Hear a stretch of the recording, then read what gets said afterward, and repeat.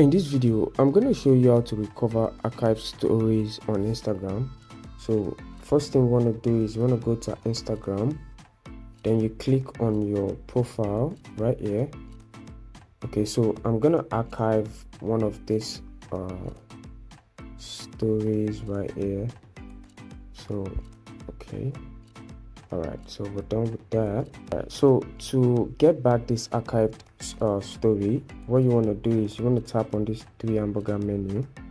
All right, so right here you want to select archive. So right here you can click on this stories archive right here. Okay, so post archive. So this is the post we just archived just now. So you click on it, then you click on show on profile. Okay, show on profile, then go back.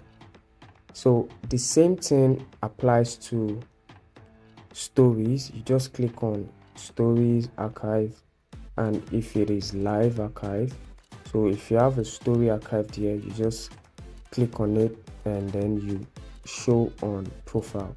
So it's pretty easy and straightforward. Now let's go and check the story we unarchived.